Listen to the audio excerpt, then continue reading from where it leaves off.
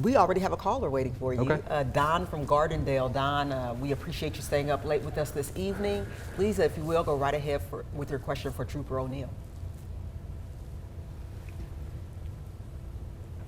Don, you still with us? That's me. Hey, Don. Yes. I'm here.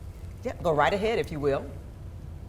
Yeah, my question was, I was driving down the interstate using my phone for GPS, and I passed my exit, so I was looking at my phone, and I got pulled over, and I said, I'm looking at GPS for my phone, and I still got a ticket because he said I got out of the line a little bit, and I was wondering, is there anything I can do about that, or am I just dead in the water?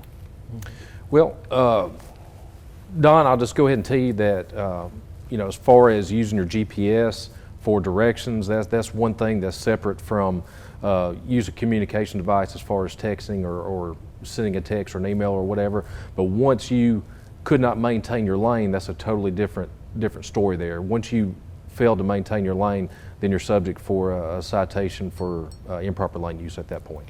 Trooper O'Neill talked about it because we talked about it before we got started. Yeah. You actually have followed folks, and one of the things that you talked about was sometimes somebody's dog or something like that will be in the car that'll distract them, and it'll cause them to go out of their lane. Correct. And what does that tell you? What is your response as a trooper who's out there doing your job? How do you perceive something like that?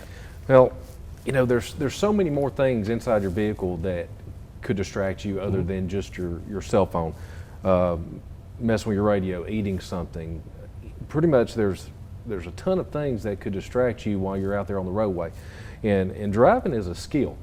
So if you're not paying attention to that roadway, if you cross the yellow line or if you cross the white fog line, you're in violation of state law, okay? So especially if I'm behind you and I see you and you're constantly going across that line, you might look like an impaired driver.